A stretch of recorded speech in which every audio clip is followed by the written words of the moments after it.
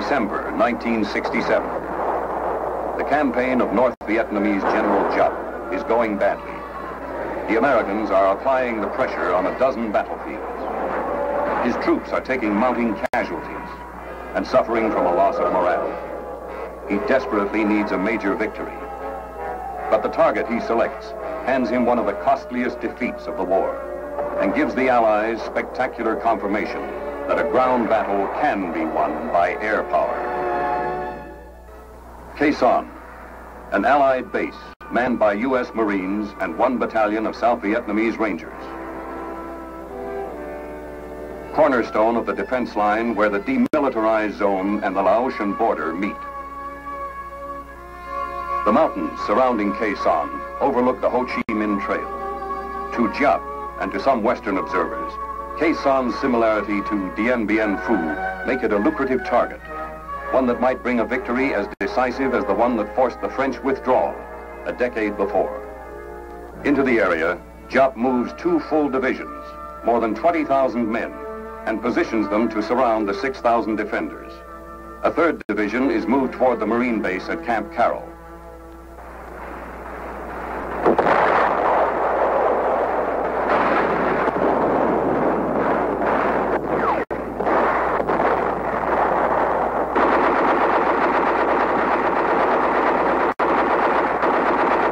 As the battle lines are drawn and the Marines repulse probes against their tightened perimeter, General William Westmoreland gives his Deputy Commander for Air, General William Momeyer, operational control of all air elements in the defense of Khe Sanh. On January 19th, the largest and best coordinated air campaign of the war is launched against the enemy.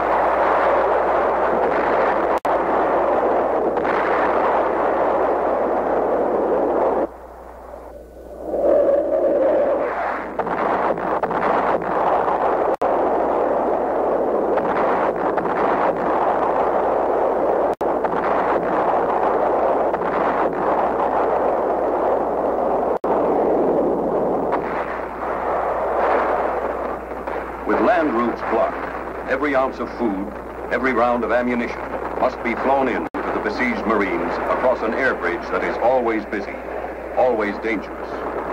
Enemy gunners score a hit on an A-4 flown by Marine Major Bill Loftus. But Loftus is quickly recovered by Marine choppers and returned to Khe Sanh.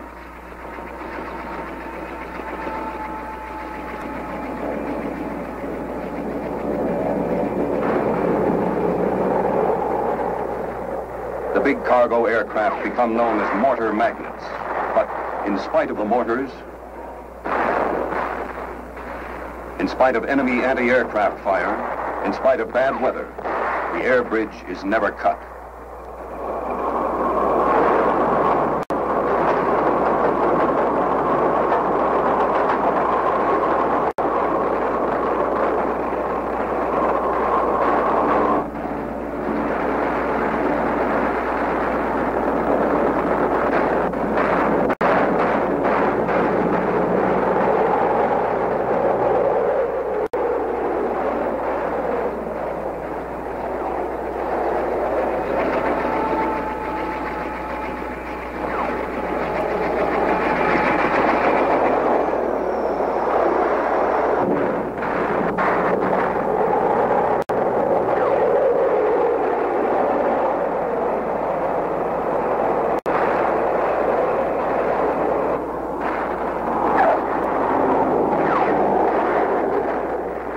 In the first month of the siege, Air Force C-130 and C-123 aircraft deliver nearly 11,000 tons of supplies and move more than 3,000 troops, refugees, and wounded in and out of the base. Their daily load averages as much as an 80-truck convoy.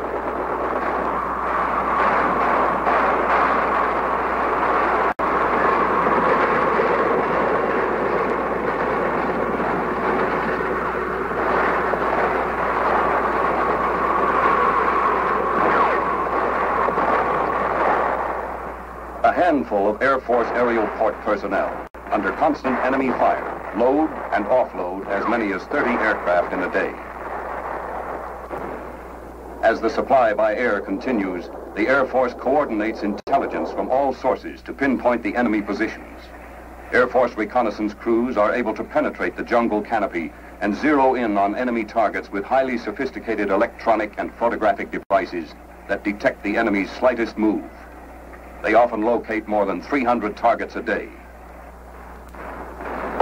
Jop's plan calls for a quick victory.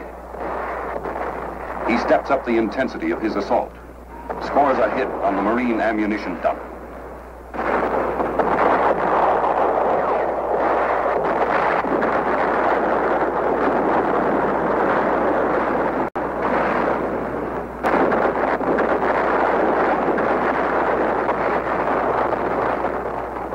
On 23 February, 1,300 rounds slam into Khe Sanh.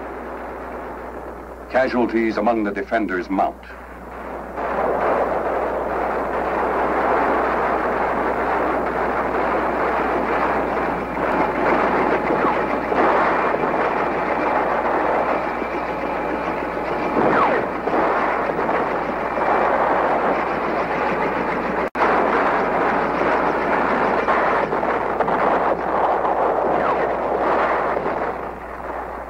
The Marines burrow deeper and call for suppressive fire from fighter aircraft.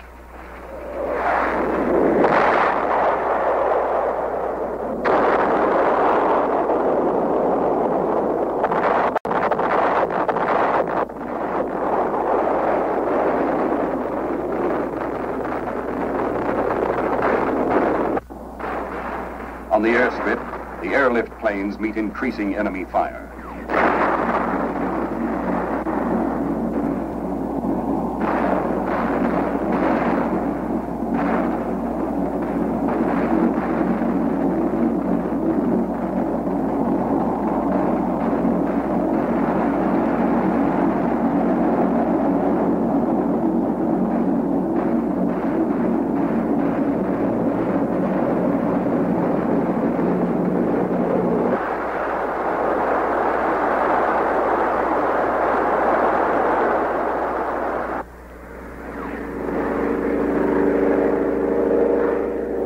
Intensifying barrage forces the planes to deliver the goods by parachute. The communists are steadily increasing their attack. The specter of Dien Bien Phu is revived in American headlines. But what the French lacked, the Americans have in overwhelming strength, the decisive element of air power.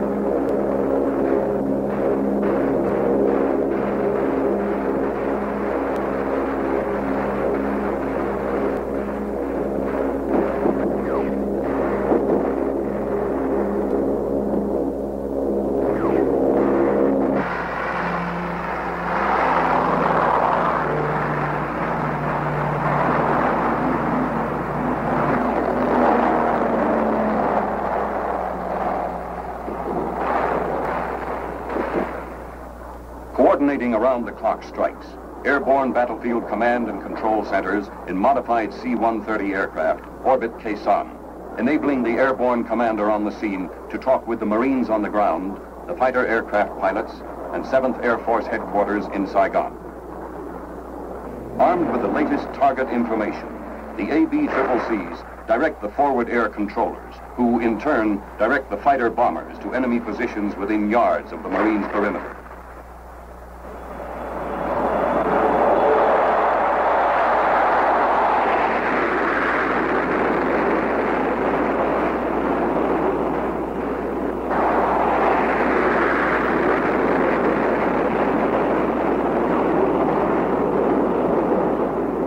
The B-52s, with their sophisticated radars, are able to strike in any weather. Each carrying more than 30 tons of bombs, blast enemy bunkers and supply dumps, devastating the surrounding landscape.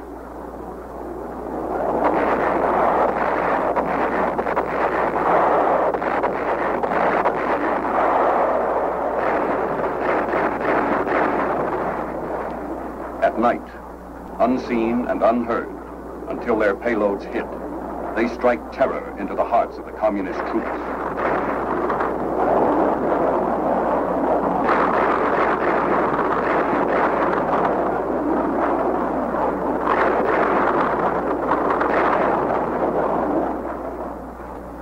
The air effort is massive.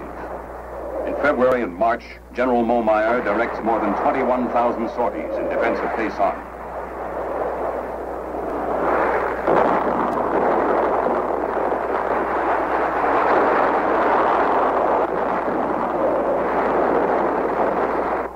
Of these, 2,500 are flown by the B-52s.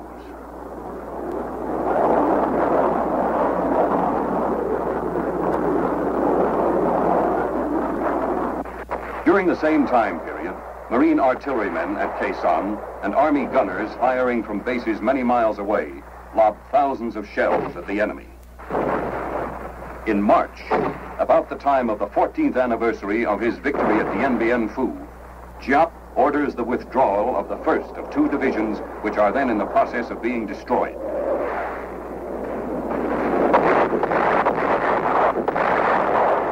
At the same time, the monsoon lifts, clearing the skies for a growing stream of airlift and medevac aircraft.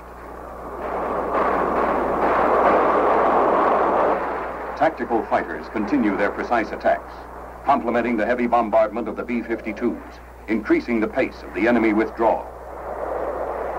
The Marines move out in pursuit of the enemy. Now the extent of the communist defeat becomes more apparent. The debris left on the battlefield is mute testimony. Stockpiles of ammunition, rockets, mortars, and automatic weapons, laboriously packed down the Ho Chi Minh Trail, are abandoned. Captured North Vietnamese troops provide added facts. One regiment is reported to have lost 75% of its 2,000 men. Mass desertions to escape the bombing are not uncommon. Giap's soldiers were existing on starvation rations. Total enemy losses are estimated at 15,000 men. The long siege is over. On April 7th, the President of the United States sends a message to the armed forces in Southeast Asia. The relief of the forces which have held the base at Khe Sanh is an occasion for me to express the pride and confidence I feel in those who are carrying forward the nation's struggle against aggression in Southeast Asia. The enemy intended to overrun the base at Khe Sanh. Less than 6,000 United States Marines and South Vietnamese Rangers, backed by our tremendous air capacity, pinned them down, kept them away from the populated areas, and imposed heavy casualties.